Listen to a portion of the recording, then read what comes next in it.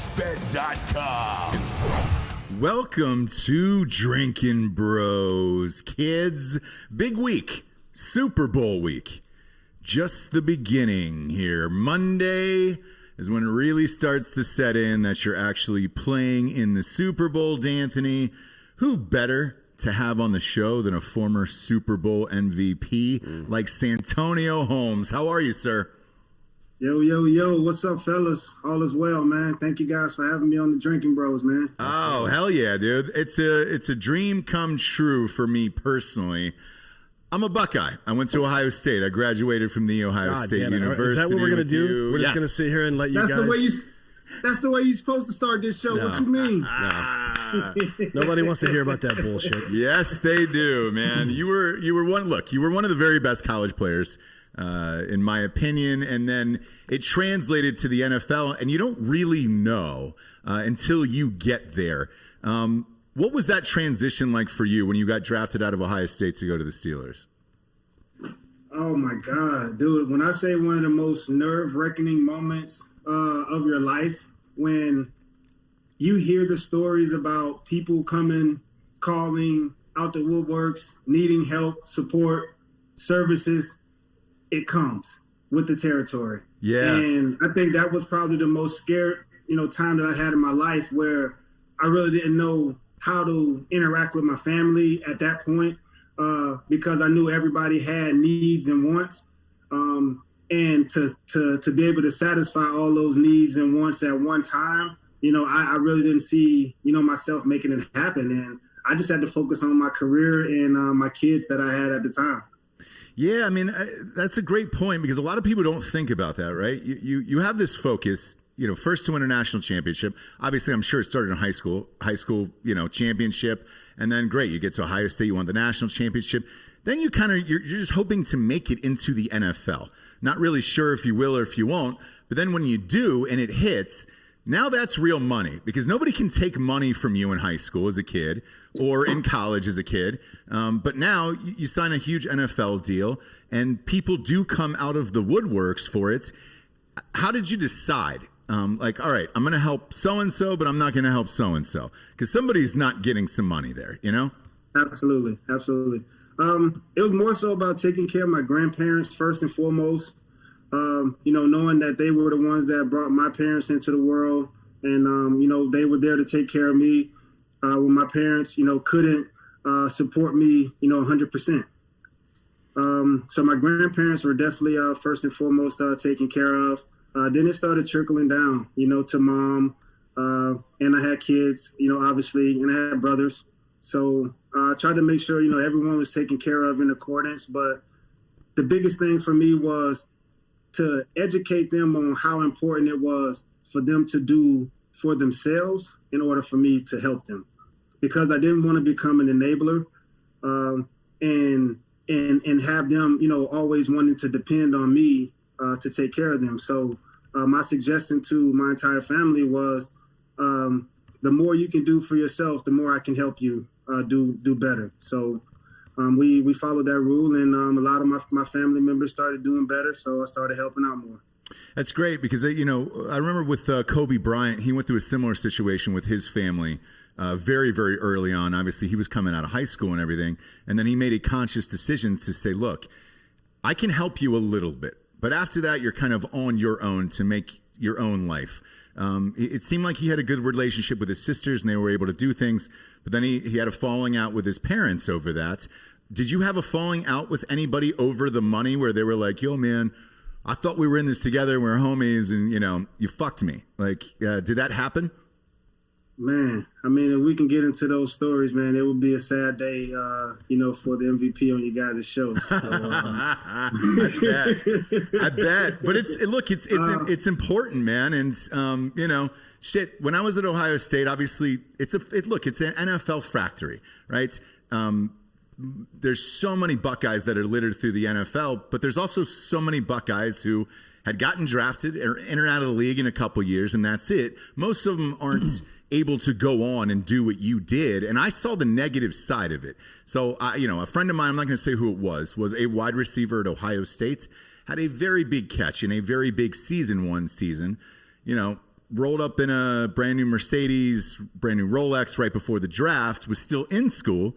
And I was like, hey, man, and I chatted with him. I was like, hey, man, yes, you're going to get a decent contract, but probably not what you think. And the agent's going to take that money for that car and the money for the Rolex out of that contract when you go in. Are you sure this is what you're going to do? But everybody out of college just thinks, dude, this money's going to go forever. I'm going to be the greatest. I'm going to be a Super Bowl MVP. And it did not happen, and it's super tragic.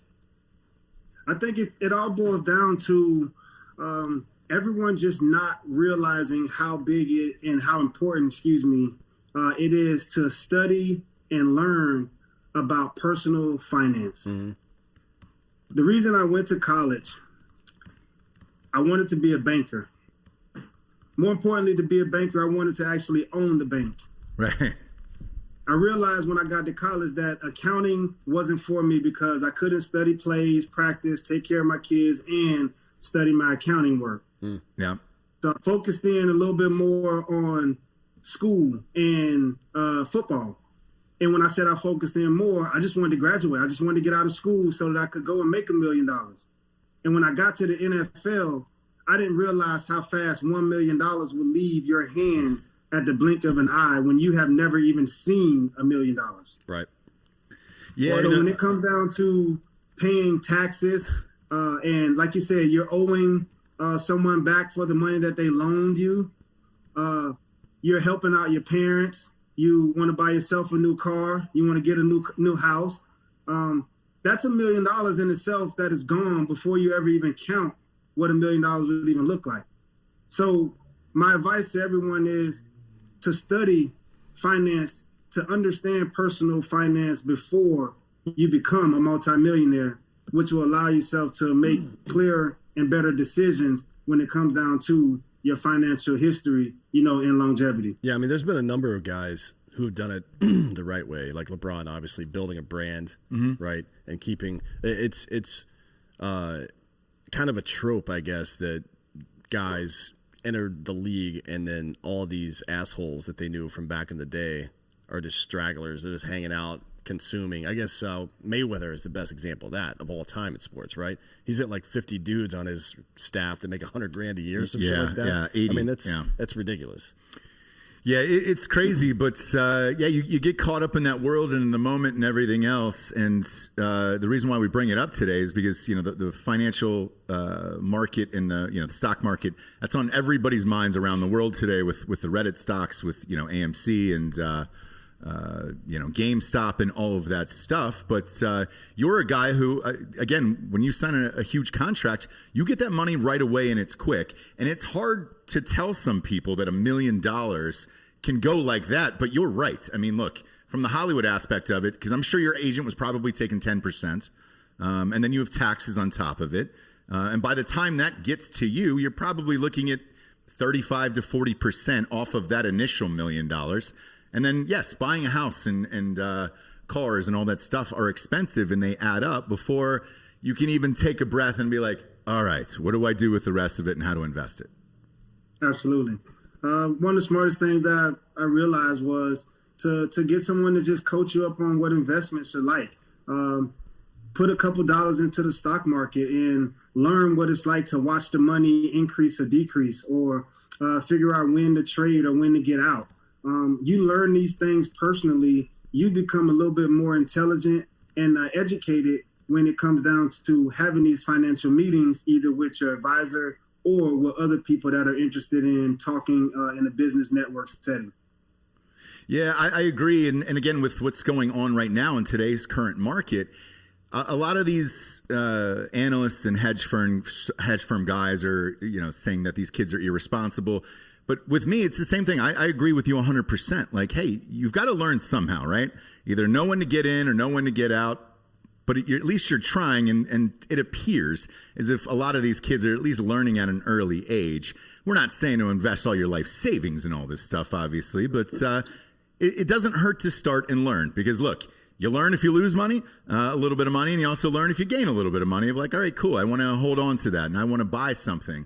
And I know this is a weird way to start the show with you, but I think it's very important because that topic is on everybody's mind right now. And now we can get in.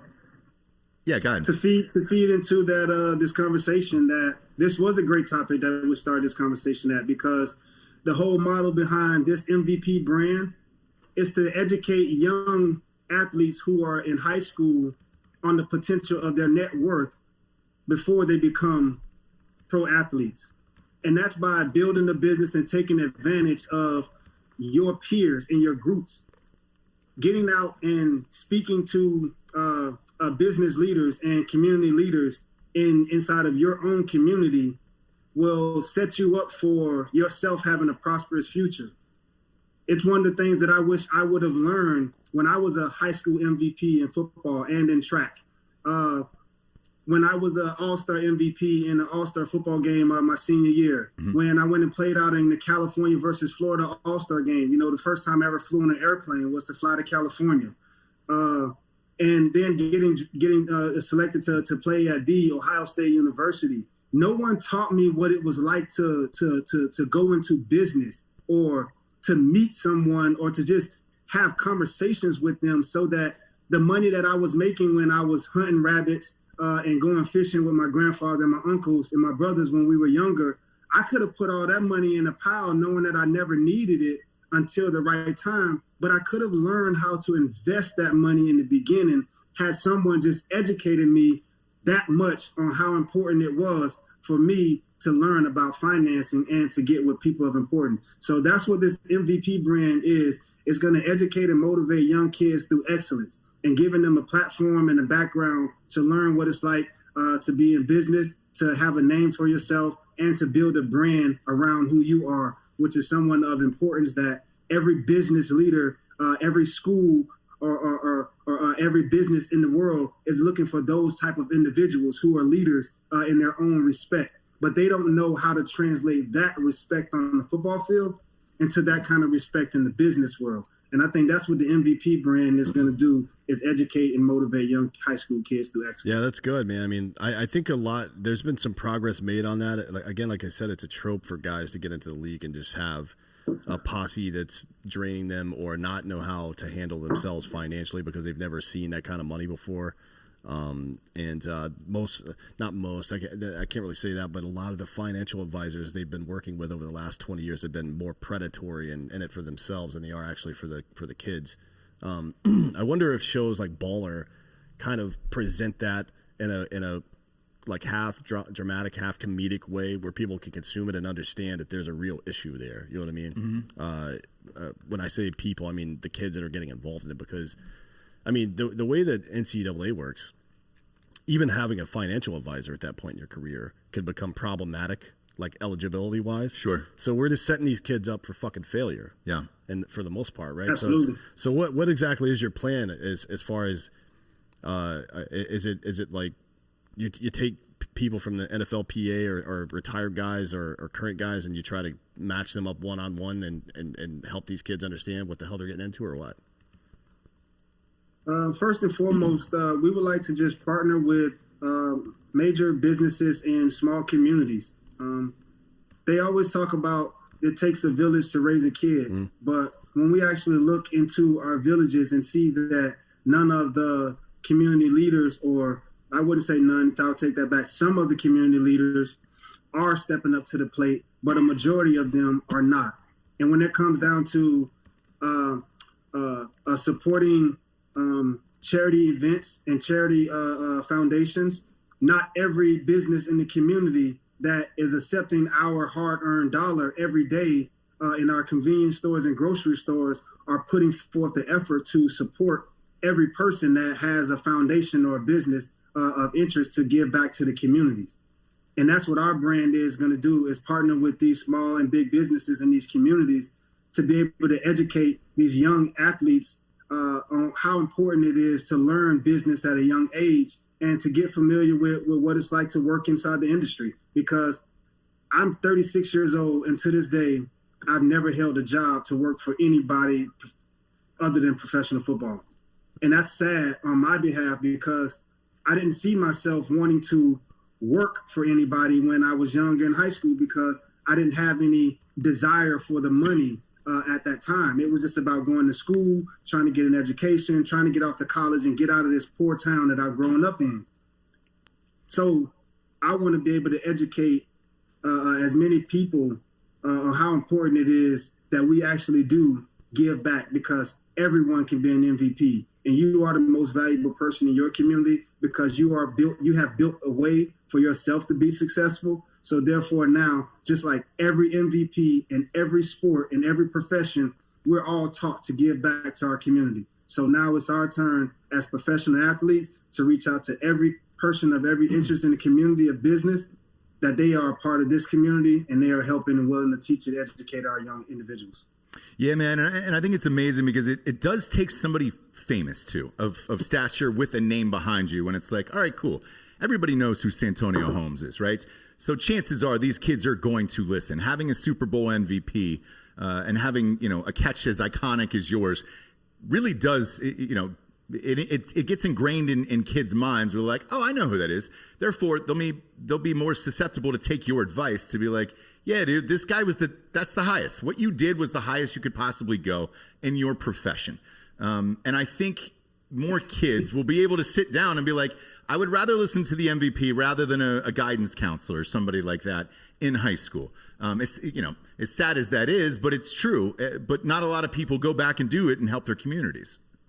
Absolutely. And it helps to just reach out to the guidance counselor of your high schools, because they are the ones that are most connected with the kids and the people of the community.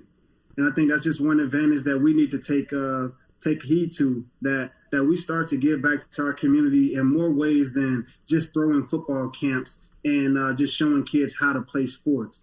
I think we need to build more symposiums and seminars around our high school athletes and for young females as much as it is important for our males. So that they are all educated and given a fair opportunity at everything that is out to offer. The social media world is so big that these star athletes, they don't have their closest friends, or they don't know how important it is to reach out to somebody that wants to be in media in high school, to go out and film them and record them and video them and help them build, around their brand. And that's what the MVP brand is here to do. So to your point, like, that's why I started this, because when I got to the pros and I became Super Bowl MVP, everybody just wanted to take as much as they can from an autographs perspective, so that they could have an autograph written by Super Bowl MVP, but didn't want to pay the respect for it. Right. And no one wanted to teach me how to get into business and capitalize off of this particular moment in time that would never be capitalized from again. So that's why I want to educate as many young stars as possible, and even those that are not stars, so that they could build relationships with their fellow stars and classmates in their schools, so that they could now become advisors at some point. If one of them are working in a bank, that they could educate their fellow peers, on how important it is to invest a few dollars for the next 5 to 10 years or 3 to 5 years, and your returns and what you could do in the future. This is what we need in our communities. I agree. Tell everybody the website and where they can find it, by the way. The website is not up yet right now, but Okay. This is all a part of the brand. We are building the brand. We want to become the next Nike, Under Armour, and Adidas, but we want to educate people on how important it is to build a brand, around themselves. But MVPbrandinc.com, our domain is down, but we are actually in the process of cleaning up our entire website. But our 10 All In Foundation is what is going to take on the bulk of what this MVP brand is actually speaking about. Great. So we have a foundation that's called the 10allinfoundation.org, and you can check us out and see the community service and the work that we're doing, because we're dedicated to changing the lives of our poor communities. Yeah, and we know how hard it is getting a website up and going and maintaining it properly. We're supposed to have this new merch out soon. Yeah, it's just Jared Taylor. It's always something. It is always something. So look, somebody to blame. It's Super Bowl week. No one knows it better than you, obviously. This one's a little different, however, because you don't have a couple guys or a team who's going into the week blind, right? Typically, over the past 20 years of the Super Bowl, there's been a new team in there that has never experienced this before. Obviously, the Chiefs are just coming off a victory. Tom Brady is there every single year of his life, which is shocking to me. I mean, looking at the numbers, like obviously going to Ohio State, I have a hard time saying Brady's the GOAT simply because he was terrible at Michigan. Right. Geez, dude. I think they only beat us once out of four times when he was there, and I was like, "What the fuck, Brady?" But you can't deny his greatness right now in the NFL. Clearly, he's going to have these guys prepared, and he's ready for the game. What was it like for you that opening week when you went in there? Because the first time you guys went back to back. Did they go back to back, or did you win? You're talking about the Steelers? Yeah, the Steelers. I think it was. There was a gap. There was a gap of time. Yeah, that's right. That's right. Yeah, we came. The year I got drafted in 2006, they won the Super Bowl, the 2005-06 season, and then we won in 2008-09. That's right. Yeah, God, it seems so close. Yeah. What was it like the first time you were in there? Because the second time you knew, but the first time had to have been wild. Well, I actually went to the Super Bowl. That was the year I got drafted. Yeah. So I grew up a Pittsburgh Steelers fan. I went to the game up in Detroit, so I got a chance to watch a majority of the game. And just to be there in the atmosphere was awesome. Being down on Radio Row, being interviewed and get to see some of the stars, all the guys you looked up to, come draft time. But then it's your turn to play in the Super Bowl. The 2007 season, I went to another Super Bowl, which was my second Super Bowl ever. I went to watch Plaxico catch the game-winning touchdown against the Patriots. Yeah. And I'm sitting on the 50-yard line. And I witnessed Plaxico Burress catch the game-winning touchdown. So after that game, I went back to this is a funny story. I went back to Tampa. I went to Tampa to meet Jerry Rice for 3 days so that we could train and have a little session and talk. No way. And he was open and receptive to that? We met for the first time at the Super Bowl in 2007. I got a chance to play with him in a golf tournament. And he actually taught me how to swing a golf club. So, I'm super geeked. I'm riding in the golf cart with Jerry Rice. Like, I really don't know how to act right now. I'm just having a good time. So I politely asked, would it be too much for me to ask you if you would spend, 2 days with me actually training and showing me, some things that I could take with me for the rest of my career? And he said, absolutely. So we were both with the DeBarter Law Agency. And so we met up down in Tampa after the Super Bowl, which was literally probably about 3-4 days after the Super Bowl was over. We went down for a couple days because I was training at Disney in Orlando with Coach Tom Shaw. So those 2 days went by, and February 2009, I was in the Super Bowl in Tampa catching the game-winning touchdown. Yeah. No way. Was Jerry there? Was Jerry Rice there? So that wiped that slate clean on how it led to me getting to that Super Bowl. And to go back to that week of the Super Bowl, it was more so just trying to soak everything in with getting your parents situated, getting your family's tickets, and just being there in the atmosphere because we had media, at least 3 times before the game. So you have to really be prepared, focused, and on your game. I think for me, it was just another game that I was super excited to actually get a chance to play back in the state of Florida because it was only my second time playing in the state of Florida since I left high school. Man, what yeah, like I wonder, did it help you being able to watch the game and get to experience that Radio Row and all that stuff before actually doing it and going through it? Because Dan and I, pre-COVID, typically cover all the Super Bowls. We go down for all the activities, and it's a blast. And you could easily get caught up in the whole week of that chaos because your favorite bands are in town playing, all your favorite celebrities and movie stars and all that stuff are there. We're not playing in the game, and we were able to party, but I was like, hey, man, if I was down here, I would be tempted to go to all these concerts and all that stuff. As an athlete, end of your season, please enjoy yourselves and be responsible. You're supposed to enjoy the Super Bowl festivities if you're not playing. These are once-in-a-lifetime moments that we get an opportunity to be a part of because we're in this brotherhood. So for me to actually have that experience, standing on the sideline, before the kickoff of the Steelers versus Seahawks game to sitting on the 50-yard line the next year watching the Patriots play against the Giants to the next year that I'm actually playing in the Super Bowl. I had lived that moment, over and over as a kid. And I tell this story as many times as I could possibly tell it, that in 95, man, I witnessed that game that the Steelers lost to the Dallas Cowboys. Mm-hmm. And I remember sitting in my chair thinking to myself that if this was me, that would never happen to me in a Super Bowl game. Like, that should have never happened to our team. I was hurt. I was crying. I was devastated.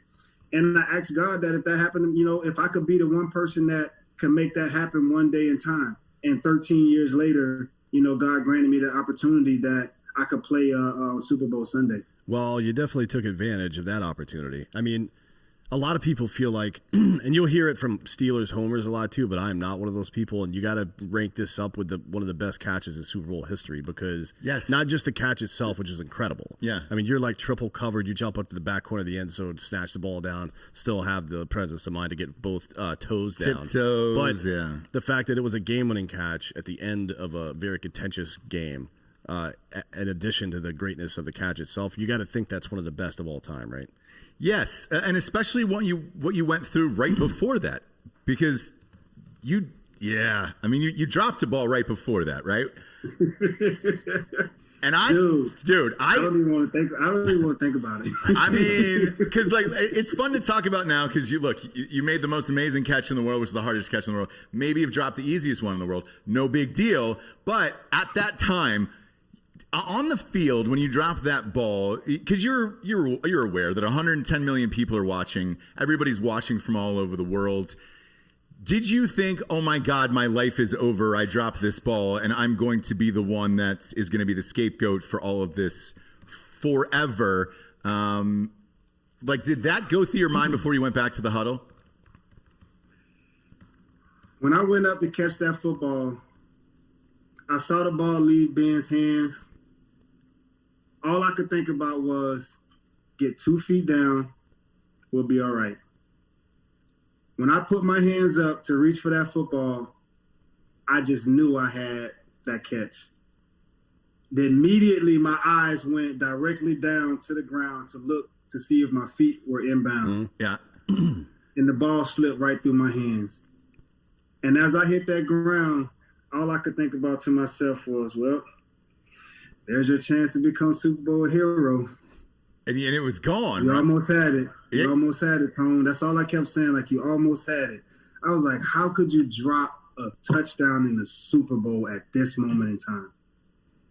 So as I scurried back to the huddle, man, I was discouraged. But I knew it was still football. It was still the moment that somebody got to throw a ball, somebody got to catch it, somebody got to make a play. Heath Miller's next to me, Hines Ward on the other side. He said, don't worry, Tone. He's going to throw you the ball next time. I look over like, dude, what are you talking about? He's not coming back to me after I just dropped a wide open touchdown. Right. He's not throwing me the football. Hines sit over here. Hey, don't worry about it, young buck. You'll be all right. We'll get the next one. Yeah, he might throw it to you, then you win the game. So what? I mean, sure. That is cool. Anybody can get it now. Like, yeah, absolutely. Whatever the case may be. Yeah. Ben comes running back in the huddle, and I didn't really want to look at him because I already know, the look on his face was going to tell everything. So he, at the corner of the helmet, you got a little crack out there. You can make eye contact. And he looked at me, closed his eyes, took a deep breath, gave out the play call. And when he gave out the play call, I said to myself, oh, shit. He about to throw this football. Well, I mean, who in the stadium thought you were getting the ball again in the end zone after a drop? Right? I did not. I thought it was. I thought we were going to Bruce Arians. Yeah, Bruce Arians, dude. Come on. The head coach of the Tampa Bay Buccaneers today was my offensive coordinator back in 2007, Bruce Arians. Bruce Arians called this play for us in the playoffs from week 1. Maybe ran it throughout the last couple of weeks of the regular season, but we never used it in the game, never called this play. We ran it in practice every day. We ran it after practice every day. I dropped every pass. I was out of bounds. I tiptoed on the sideline. The DB intercepted it. They knocked it out of bounds.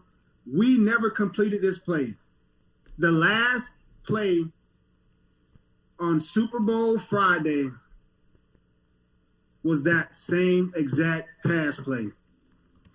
And you want to know what I did to it? Did you drop it? I dropped it. I dropped it. Coach Fichtner had come to me and he was like, hey, we kind of had a good thing going, this far. And I was like, what do you mean, Coach? He said, every time we thrown this play to you in practice, you either dropped it, we out of bounds, or DB intercepted, knocked it down, whatever the case may be. He said, how about this last play here? Just don't even worry about catching it. We out there, shorts and T-shirt, helmets, run the last play. I'm in the back of the end zone, open my arms up, let the ball fall directly through there. Last play of the game. We did a victory celebration. We did a victory formation after that play. Really? Man. In practice. It's absolutely insane. So then they go to you again, obviously. Were you thinking, all right, I need to make this catch to make up for that? This cup? Yeah. Can you guys see this cup? Yeah. Is that the play? Do you actually see this cup? Yeah, I actually see it. That's the that's the play on that cup. Yeah, it is.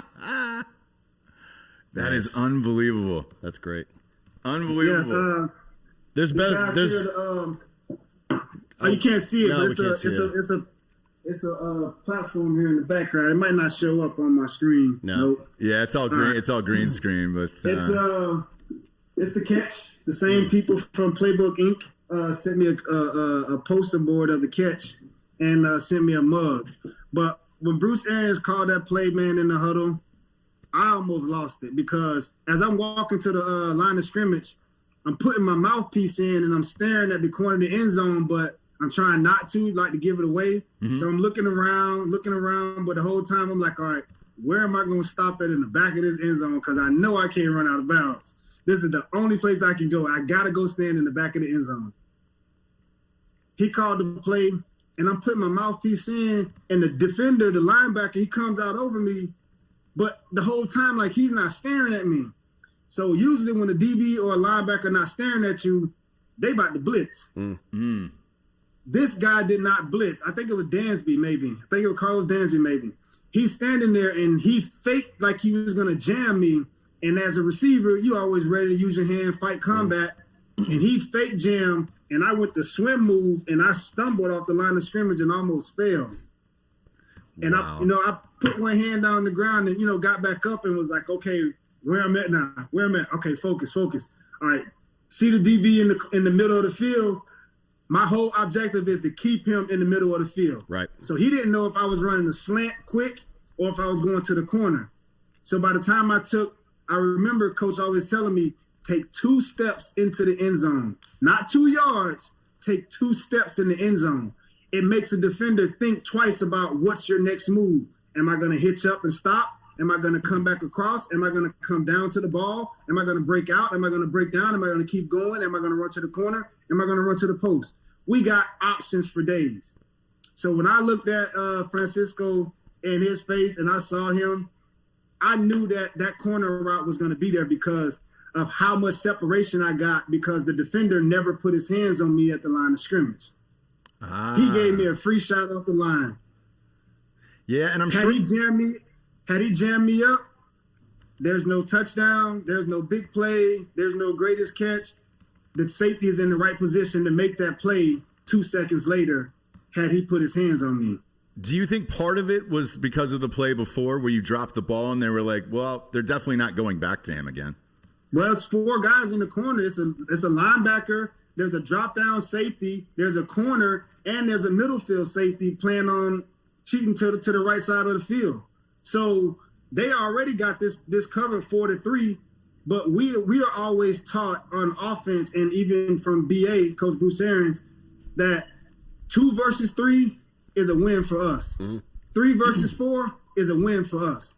So we always had that mentality that no matter how many guys you put on the field, it's our job to know where we need to be at the right time for the quarterback to put the ball in the right place. And that play was drawn up. It couldn't have been drawn up at a more perfect time for us to succeed, than having it on the 6-yard line. Yeah, there's worse situations to be in life than being an offensive player on a team with Bruce Arians or Andy Reid or somebody like that, right? Yeah, like that's kind of best case scenario if you're an offensive player. Yeah, absolutely. And then all these years later, here Bruce Arians is in the Super Bowl this week.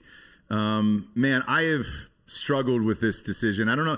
Are you one of those guys who still follows the NFL after you finish playing? I would say it's 50-50 on this show with everybody we've interviewed. Some people are like, dude, that was a great time in my life, and I physically can't watch it anymore because either I want to play it or they had a bad memory regarding it. Are you the opposite of like, hey, man, I watch this, I play fantasy football? Are you just as amped for this game as everybody else?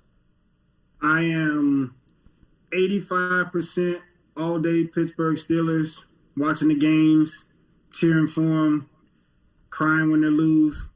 I've been a fan since I was a kid, so I'm all the way Pittsburgh.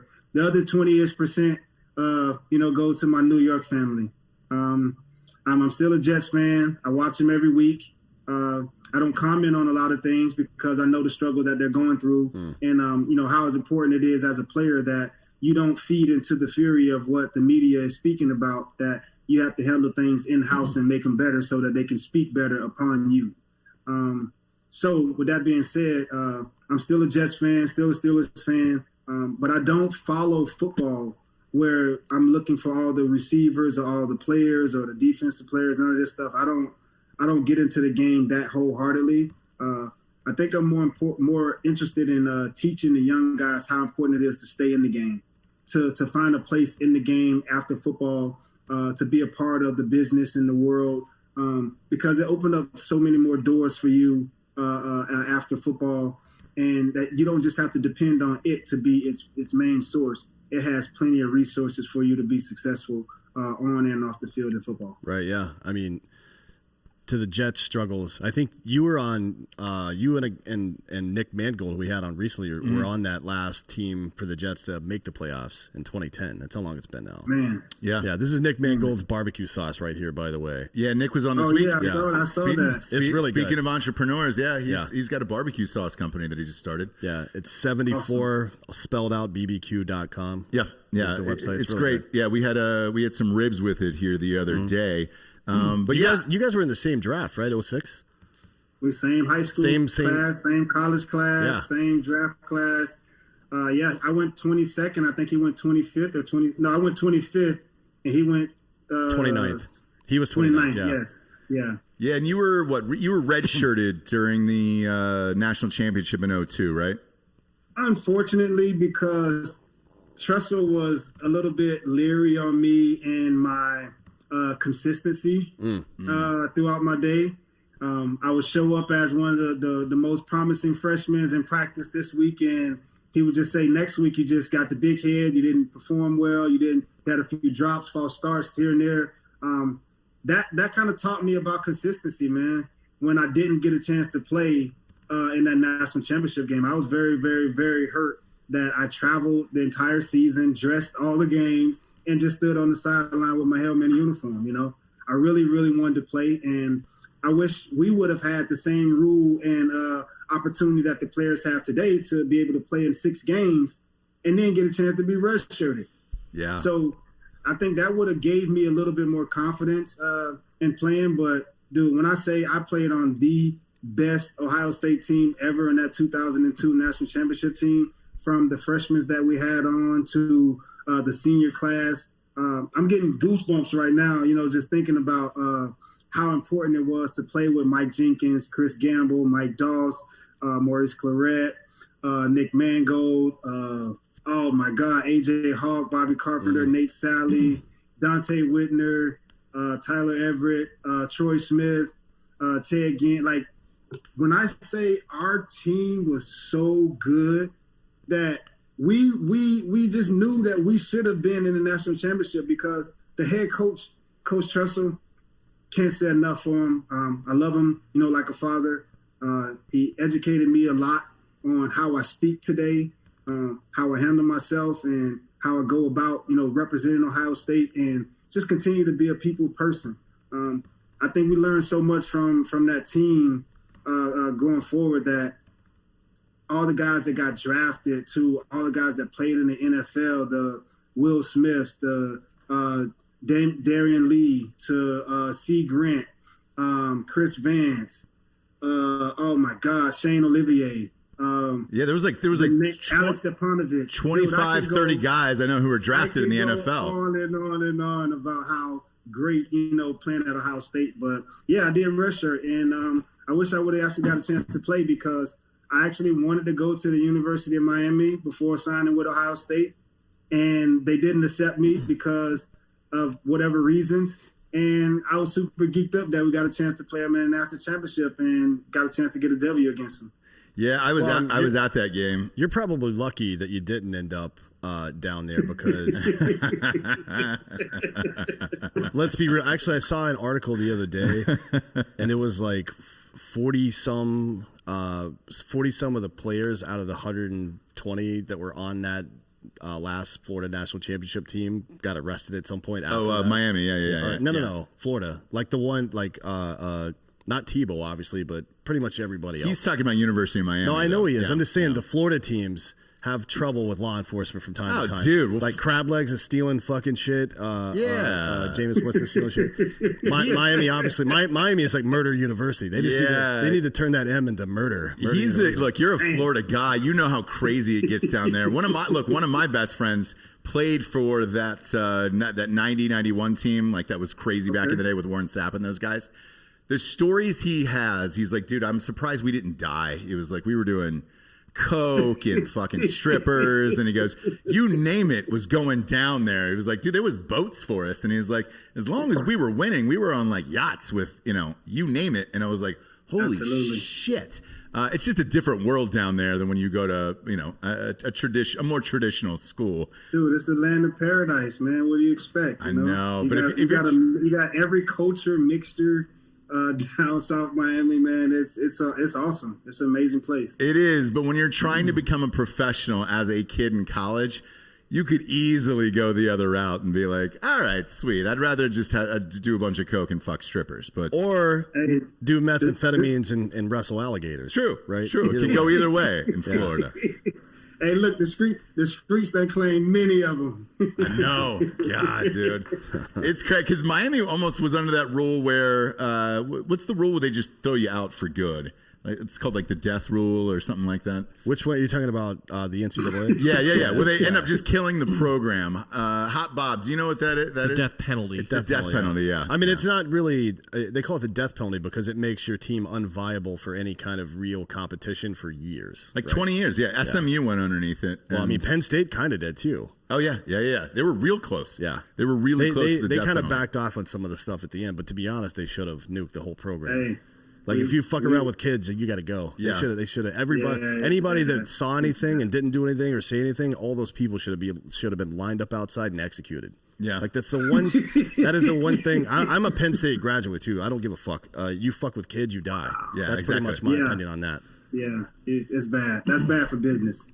Well, yeah. It certainly is. Bad for business, bad for children, all of it, all the way around. Look, you were going against those Penn State teams too, man.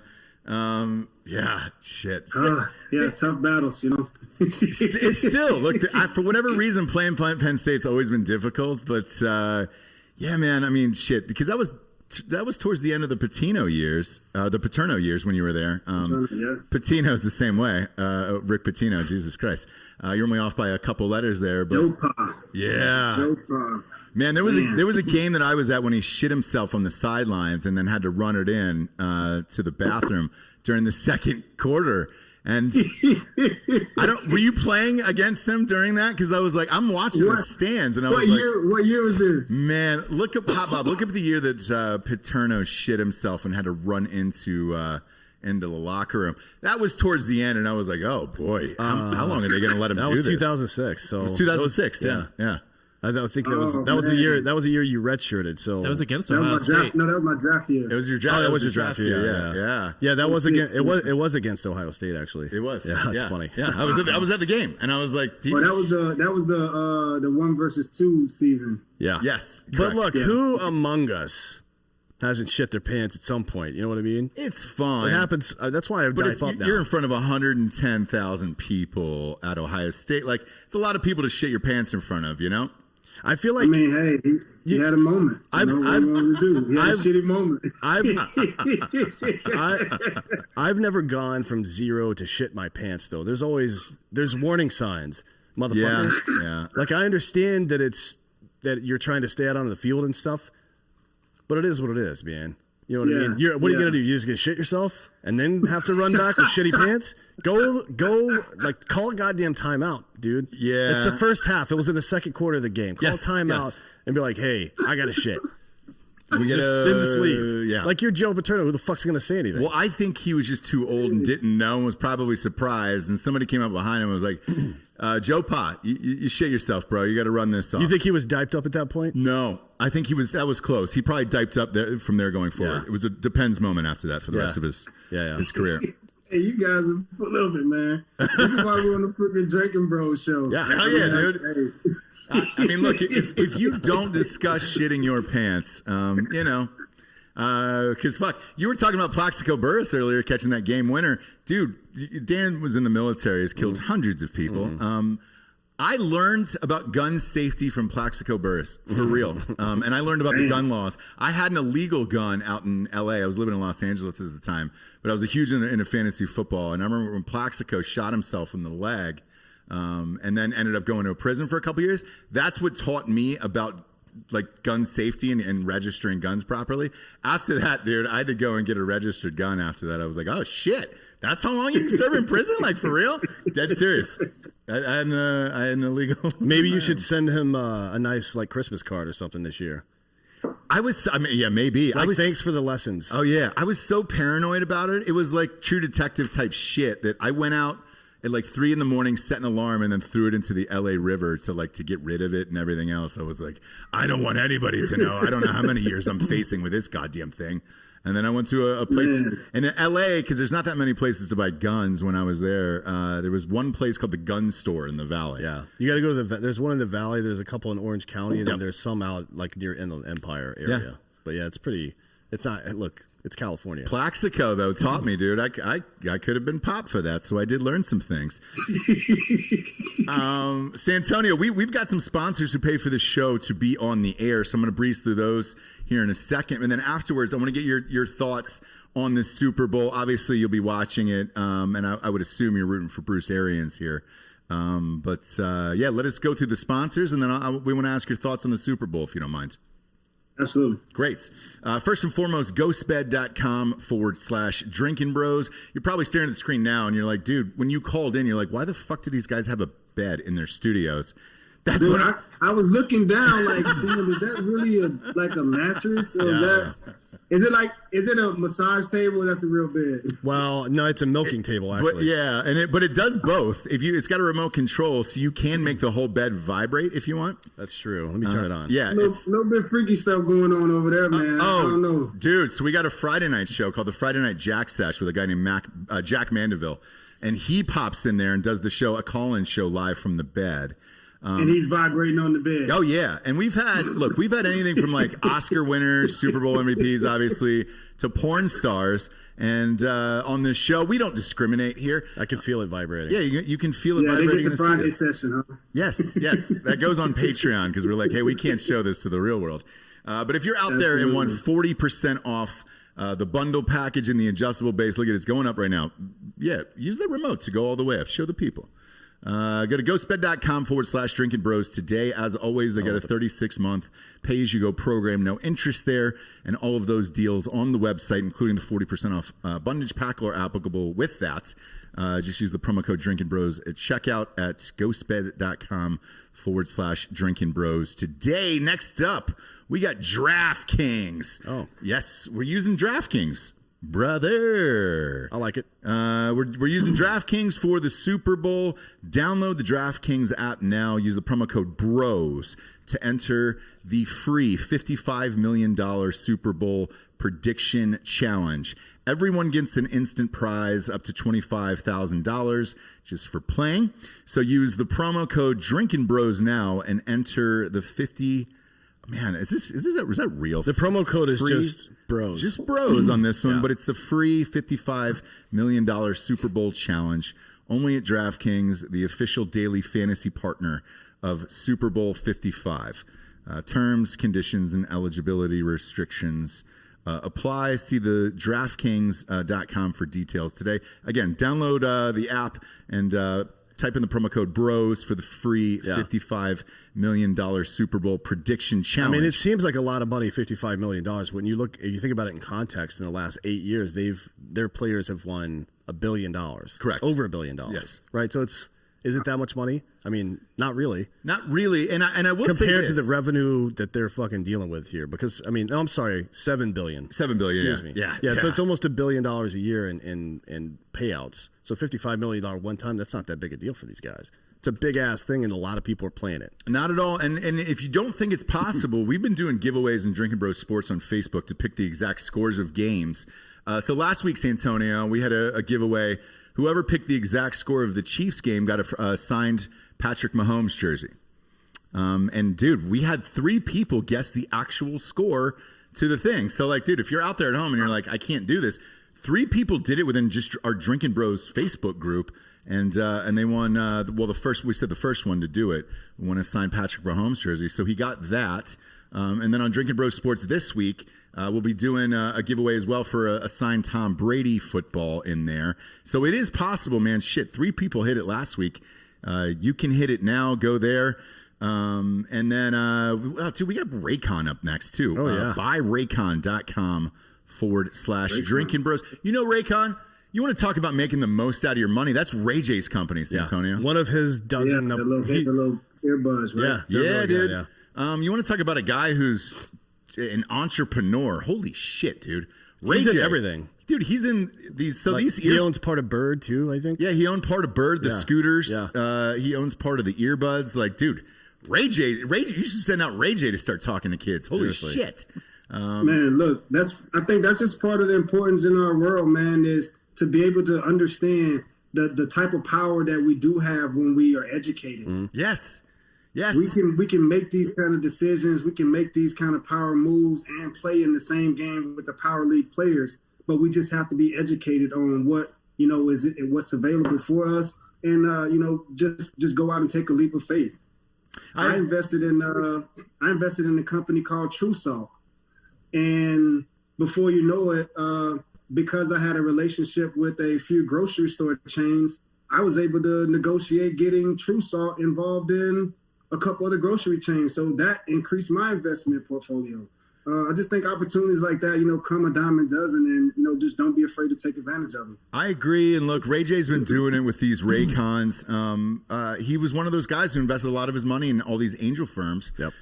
We saw these things in like airports like all the time because Dan and I travel a lot for the shows. I was like, what are those? And somebody said they were Raycons. So we reached out to them, chatted with them, and we're like, look, man, Bose and like Dr. Dre, the Beats and all that stuff are great. Those are like $350. These things here, you get 15% off. Raycon's offering 15% off all their products for all of the listeners for the wireless headphones. Just go to buyraycon.com/Drinkin' Bros. That's it. And you'll get 15% off your entire Raycon order. Feel free to grab a pair and a spare pair. That's 15% off at buyraycon.com/Drinkin' Bros. Buyraycon.com/Drinkin' Bros. And it knocks it down to like $65. So they're super affordable and we use them all the time. And it's rad. They get the best bass of any earbuds that I've used. I agree. And I like to deafen myself.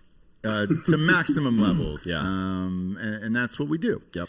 That's what we do here. And then last but not least, here we got Hawthorne.co. I'm using the whole suite now. You should. Like I could not be softer right now. Yeah. Skin, you hair. look soft. I do, yeah. Yeah, you feel like soft. you could touch my skin anytime you want. Yeah. You can. That doesn't go for all of you out there in public. If any of you motherfuckers touch me, I'll shoot you in the face. Yeah, just don't touch Dan in public, obviously. But yeah, well, I mean, you can touch me in my private area in public. Correct. You just can't touch the rest of his body. Right. So if you want to come up and grab his junk, he's totally cool for that. Just don't touch his face. Or yeah, anything. the sponsors love this. Guys and girls, or just girls? We'll see how it goes. Yeah, you never know how that night's going to go, Santonio. It depends on the temperature too. It's not technically gay if it's under 32 degrees. Correct. That's a rule for the military. Right. Yeah. So if it's under freezing, then it's good. You're good to go. If it hits 31, go ahead and give him a grab, dude. No, I'm at 31.9. Yeah, you're in. Okay. I'm watching the decibels at that point. Bring a thermometer out with you and to see if you can touch stand. Also, take care of your face and hands and all that other stuff, man. They got products for dudes, the best in the market, face washes, all that stuff. Just do what I did. You take a Hawthorne's quiz today. Get started on your personalized self-care routine by going to hawthorne.co. Use the promo code Drinkin Bros to get 10% off your first purchase. That's HAWTHORNE.co. Promo code Drinkin Bros, hawthorne.co. Promo code Drinkin Bros there. And you're looking at 10% off, I believe, on your first order there. Super Bowl. Let's get into it. Let's get nasty here, Santonio. Spread is 3.5. We obviously gamble a lot on this show. This is the toughest decision I've ever had to make here. On this show regarding teams. Even like last week, I told everybody I felt confident in my picks, and if I lost, I lost, right? Which I did. I lost bad last week. I had McGregor, I had Green Bay winning, and then I had the Bills plus 9.5. That did not work out. Daddy hasn't had many bad weekends this year at all. As a matter of fact, I think I can count 3, possibly 4 in the last 19 weeks. Now, is there any way we can get you to not call yourself daddy anymore? No, not at all. Great. Like that's going to continue. So I should just go ahead and kill myself then. Yeah, I would. I definitely would. Because Daddy's having a hard time with this pick here. Are we at 3.5? I got a new rifle today, so you need to calm down. He did. I'm going to Plaxico Burress you. Yeah. Look, man. Do I have to pay him a quarter every time I say that? No. Is it like you're fired with Donald Trump? Do you know how many years Plaxico has saved people in jail, including myself, dude? Well, I'm grateful for that. Public service. Exactly. Good for him. Who do you got? Tampa Bay versus Kansas. On Kansas, look, I look at Kansas City. On paper, they should win this game. However, there's like some weird magic in the air. It feels like 09. It feels like 09 with the Saints, right?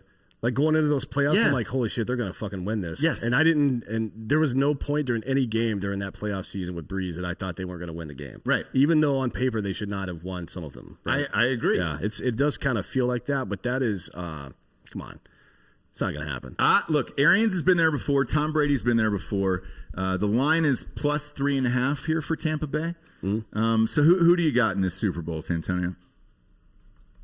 Oh my God! Why would you throw this at me? I'm a player. We don't gamble. We don't bet. I understand. So not in a gambling sense here. What would your gut tell you? Because yeah, that's what I'm trying to boil it down because when you match up the offenses, they're both unstoppable. Mm.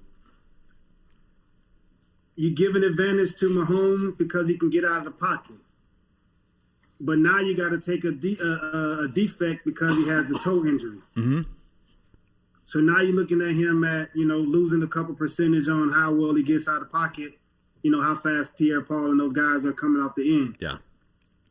Then you got a good defense in Kansas City that understands how to keep a quarterback in the pocket and disrupt the pocket of a quarterback that is a good pocket passer. That's a really good point, actually, because they're not the best. They're not the best defense on paper, but they're really good at containing.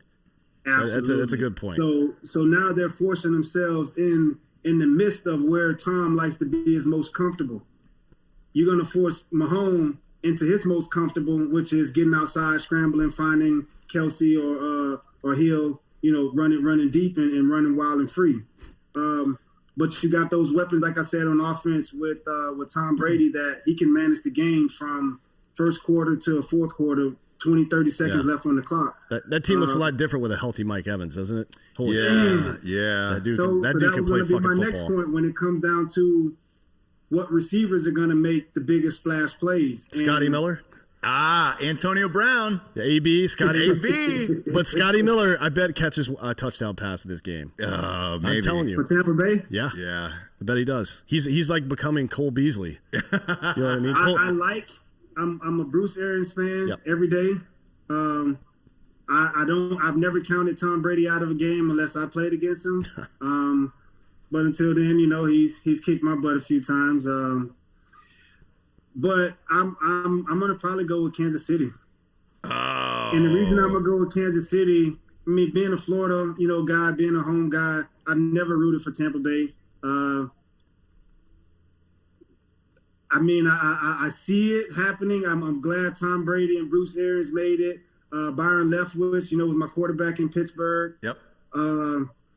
Randall L., you know, really good friend. You know, that staff, like, I know those people, but I feel real confident in how Mahomes plays, you know, compassionately, that he could turn it on, you know, within 1 or 2 quarters, that there's 20, 30 unanswered points, and it makes a big difference in how the game plays. So I can see that being an advantage point up in this game. But like I said, I will never count TB12 out of any game. But you are taking Kansas City, correct? Don't put me on the spot like that, bro. I just gave you my analogy, like what I was thinking. Look, bro. man, I get it, but we have to pick one, and this is what I'm agonized over, because, look, you can essentially throw the line out the window here when it's that close. You know, if it is a field goal game, I guess, you know, congratulations, you have the half a point on that if it's still there. But there just seems to be some form of magic in the air. I mean, imagine if you got to play the Super Bowl in your own stadium. What kind of advantage is that? COVID season. Yeah. Yeah. They've lost in their seat. They're lost at home. It at this point, it's a big advantage. But remember, it's been about 5 weeks since they even played in that stadium. Man, So that's right. They've been on the road. They've been on the road a lot. Yeah, they get to come back and play home, but man, it's a lot of pressure on our back now because we're playing at home.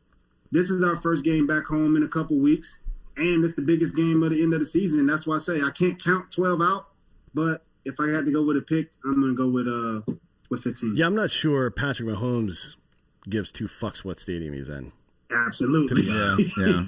I'm not sure he even sees anything outside of the sidelines. He seems like one of those guys that's super focused when he is focused. Like sometimes, like we make that Warriors analogy a lot. Sometimes they're like, "This is boring. We're too good to." It's like you're in a conversation with somebody, and about 10% into the conversation, you're like, "Oh, this person is not smart enough to be talking to me." Right. And you just kind of zone out. Yeah. They're like, "Yeah, and the Earth is fucking flat." And you're like, "Yeah, big time, brother." All right. So, when he is focused, though, it's that I don't know if we've ever seen anything like this before. It is incredible, the stuff that kid does. The toe thing, I'm not sure it's going to be that big a deal. Well, he's had 2 weeks off at least for the toe thing, and I'm okay with that. I don't know the severity of Antonio Brown's injury. I know he's going to play. They have already announced that, but it looked like he had tweaked his knee the week before because the last 4 weeks of the season, him and Brady were absolutely dealing together. Yeah. I mean, it looked like old AB, where I mean, he was just absolutely trucking people. Like, oh gosh, this is so tough for me because I would have said, like I did say on air, and I bet a lot of money that the Packers would win the last game, and they got beat somehow. And it wasn't like Brady was that great in that game either. He had 3 picks. I think his QBR was 55%. But Tampa Bay's defense looks nasty with that Devin White kid back. And I think I'm going to have to – we have a huge Super Bowl Wednesday show where we go through like all the prop bets and everything. Because, I mean, it gets crazy. You can go for how many yards people are going to get and all that stuff, which we're going to do on Wednesday. But right now, as of Monday, start of the Super Bowl week, I'm leaning towards Tom Brady. And not even so much the Buccaneers, because I'm with you, man. I don't give a shit about the Buccaneers, and I don't know anybody else who has either, to be real with you. Until he got there, nobody even cared. Even the year they won, what was it, 2002? Yeah. That was like Dilfer? It was an defensive team. Mike Allstott and Warwick Dunn were there. They had some offense. But Keyshawn Johnson was there. But it wasn't a sexy, it was more of a defensive team. Everybody cared about Warren Sapp and those guys, like... That wasn't a sexy Super Bowl at all. Yeah. Yeah. But with this, it's like, dude, Brady versus Mahomes, like they've both been there, so everybody knows what to expect. Like you were saying, Bruce Arians has been there. He knows what to expect. All right. Let me ask you this from a Bruce Arians perspective. Does he throw in crazier plays because it's the Super Bowl and it's Bruce Arians? Like, you know him. I think he's going to stick with the most comfortable, but he's probably going to hit you with a few plays that another team has beat you with. He's going to pull some of those plays out, but that's actually true. He did that last week. He ran a play that they got beat with earlier in the year. That was one of their scoring plays from last week. Yeah. Oh, yeah. Not the same team, but he ran a play that Tampa Bay had gotten beat on earlier in the season against another team, and it worked. I mean, it's pretty smart. Oh, you better believe every coach in America, we watch those plays. We get to see the big plays that happen against a specific defense. Right. Or that coach would say, hey, we're putting in a new play, and they're showing us the play that the team that we're playing against got beat on last week. Right. Yeah. So we're going to actually steal that play, and we're going to just throw it in, but we figure out the right time when to throw it in. And I think that's what's going to happen. He's going to throw in a few mixture plays, but they're going to stick to the same thing that they've been working with all season, because you don't want to get out of pocket and get too fancy, too cute about how you want to win this ball game. This is a game about understanding the minutes, the seconds, and every inch of a blade of grass on this football field that we have to either defend or we have to oppose our way, and push our way through. So coach is going to continue, running those quick pass plays, getting the crossing routes, and, getting his guys, his two big receivers, in Brown and, Evans down the field. And then you got 14, him and Grunk, back and forth across the field, crossing each other. Yeah. And I think that's just a game that they're going to continue to play. It's been easy to identify their plans, but it's hard to stop them, because you have a quarterback that understands where the ball should be thrown, when it's a back shoulder throw, when it's a short third down throw, where to place the ball, when the defender is draped all over him. He has the skill set, the touch pass to put the ball, in different places. Yeah. And I think that's just going to be the biggest advantage that Tom Brady has, is that he understands where to place the ball. And it's going to be on his receivers to make those big plays. It's easy to overlook because he had 3 picks in that last game, but the first touchdown pass he threw was one of them. It might be the most perfect pass I've ever seen thrown. I mean, it's like the receiver's running and he just does like this, bloop. Yeah. And and the defender's hands are like right here, and the ball almost skims his fingertips. Bloop. Like, oh shit. All right. Yeah. You're 43. That's what cool. I meant by defending every blade of inch of grass. Like, you have to understand that every inch counts, whether it's going backwards or forward. Right. There's a lot of psychological shit involved in that too. That's why I think AB is going to be. I think they have 2 or 3 big plays in mind for him for the game. I don't mean routes. I mean, like specific plays at specific points in the game. Yep. Because what you don't want to have happen is come out, run the first big play of the game. He catches the ball or drops whatever downfield, but then gets hurt. He's out of the game. That's a momentum shifter. Like, fuck, we lost AB. You don't want that shit to happen, right? So sometimes, particularly if you get up by a touchdown, you run you watch this. I promise you it will happen. They're gonna do like play action or something like that and throw deep to AB if he is indeed in the game. If he's healthy, man, he's got a really good shot at MVP too, because you could go to him all day. I mean, Tom Brady's got the pedigree. He's got 4 already. Yeah. You know what I mean? I don't think anybody's ever had 5. As a matter of fact, I don't think any quarterback has ever won 5 Super Bowls except for him. Oh, this would be number 7. Yeah, I know. I'm saying.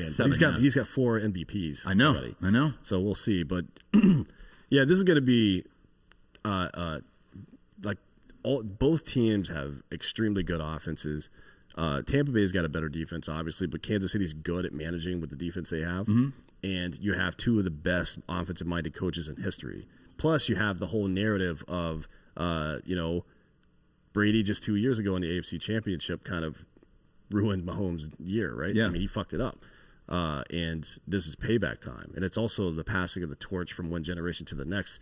What we know to be the greatest quarterback of all time right now, and what we think to be maybe the greatest quarterback of the future. You know what I mean? This is the best marketing that just kind of occurred organically that the NFL could have ever hoped for. Oh yeah, this is a dream for the NFL. Yeah. Let me ask you this: when you caught the game-winning touchdown, you became Super Bowl MVP. What did you do that night? And did you sleep the next day? Like what's the craziness that is surrounded by that? Because it's got to be a hard thing to wrap your mind around, where you think back as a kid, out in the backyard or out in the streets catching balls with your friends. Everybody's always pretending like, oh, it's 10 seconds left in the Super Bowl. We're on the 20-yard line. I made the catch, Yeah, and I'm the whatever. guy. Like, Yeah. what is it really like that night after the Super Bowl is over? Are you aware of how big that moment is? And do you go back to the hotel and watch the plays over and over again on SportsCenter? Definitely tired after the game. If you exert every piece of energy, every ounce of energy that you have, you know, that's when you know, okay, I can rest now. Like, season's over. I don't have to get up and go to meetings. I got no more practice, no more uniform, no more shoulder pads, helmets, no more getting up at 5 a.m., driving to work. It's all for everything. But that night after the Super Bowl, hung out with the guys. We all hung out in the hotel together. And I went upstairs and I watched Madagascar, man, with my kids. You know? Are you serious? Absolutely. I got the photos, of us in the room and just hanging out. It was just a moment to share with them because they were underage, so they didn't know the importance or how significant this was. But I just wanted to be with them. I didn't want to go and share it with everybody and my kids just never be able to experience and understand what that was like. Yeah. So I stayed in the hotel with them and we just watched Madagascar. The next morning, I was up before the sunrise because I had the MVP interview session to do the next day. And then I had to drive right over to Disney World right after the game was over. So, we did the Disney World tour. And before you know it, man, we were back in Pittsburgh doing the big celebration with the city and the team. And it was a new season started. Like, it was here and gone, before you know it. Yeah, but you got to take your kids to Disneyland, being the guy who says, "Yeah, you just won the Super Bowl MVP. What do you do now? I'm going to go to Disney World," and then you're there. We're going to Disney World. Yeah. What if you just walked out and said you were going to Six Flags and then just double birded? Like, get fucked, Disney. You know what I mean? Yeah. I mean, look, there's got to be so much pressure in that moment, dude. Damn, that would be hilarious. I would do it. There's still pressure in it. I remember. Hey, look, go ahead. I used to hear the people say it all the time on TV after the Super Bowl. Hey, we're going to Disney World, and me and Big Ben got a chance to say it. That was probably a really, really awesome time. Yeah. Just to be in that moment to say, I'm going to Disney World after winning the Super Bowl. Oh man, what if you just turned it like Dan said and you boned him and you were like, look, another sponsor paid me more? Yeah, exactly. Yeah. What if it was like I'm going to the strip club maybe? Yeah, I'm going to Pink Pony or something like that. I'm going to Pink Pony. What's the one in Miami? I might have paid you more. What's the one in Miami that homeboy got caught going to? Oh. He was like, the wings are really good, man. I'm going for the wings. Like, Yeah. No, you're going for the lemon pepper wings. Yeah, you were going for the titties, man. What's the name of that club? I can't even think of the name. Who was that? It was Atlanta. It was Atlanta. You're right. It was Atlanta. Yeah. It was They do allegedly have really good food. Was that? It was Lemon Pepper Lou. Lou. Yeah. Lemon Pepper Lou is the greatest nickname too of all time for going to the strip club. That is too funny. Lou Williams, dude. Yeah. That's the best. That's the best. I like Lou Williams. Didn't he win a Sixth Man of the Year a couple years ago? Like 90 of them. Yeah, He's always the sixth won man like of the 5 year. of them. Yeah, he's got a got couple, 5, right? bro. It's either him or Jamal Crawford most years, right? Every single year. It feels Well, like. not anymore, but yeah, back then for sure. Yeah. Absolutely. Shit. Absolutely. Well, Santonio, man, we appreciate you being on the show today. This was a blast. Tell everybody where they can find you on social media. Hell yeah. Hey, everybody check me out, man. On Santonio Holmes on Facebook. You can catch me on Third and Long Foundation on Facebook as well. And 10 All In Foundation on Facebook as well. My Instagram got hacked. I was at Tone Time 10. I lost about 37,000 followers, which sucks. But I'm at _ Tone Time 10, which is my new personal IG. And you can definitely find me, just giving back to the community and just trying to do what I can and just help out as much as I can. How did they hack you? Did they post a bunch of weird shit? How did you know? Yeah, someone posted something to my DM, and it was from actually one of my friends. So I opened the message and thought it was a message from them, and they kept asking me to change my password to my account. So I was like, I'm not changing my password to my account. And when I wouldn't change my password, they kept sending messages back because I opened that first message. And they flooded my my DM inbox with messages, so I couldn't get back into. So once I had to cut it off. I had to hang it up, and then when I went back in, they had hacked it, and that's when they took over my Instagram account. Damn, dude, that sucks. I'm sorry to hear that. Somebody hacked Draymond Green's too at once, I think. No, that was just Draymond taking shots of his wiener. Oh, that's right. Yeah. That's right. Well, whatever. Oh man, Santonio's he's covering his face right now. He can't even handle. Look, dare but for the grace of God go I. Yeah, when you're on the story option, you got to make sure that doesn't load. Hey, that's exactly why you guys got this podcast. You get to talk and say whatever the hell you want to say. That's exactly right. Yeah. You weren't the one that did it, so that's right. Exactly. There's nothing I can do. Like if you go back through all of these episodes and be like, yeah, I did say that. Yeah, I did say that, especially when you're live like this because it's just going out live right now. So it's fine. That's the beauty of it. Hey, man, we appreciate it. Huge fan. This is a huge honor for us here. For Santonio Holmes, D'Anthony Holloway, I'm Ross Patterson. This is the Drinkin' Bros podcast. Good night, everyone.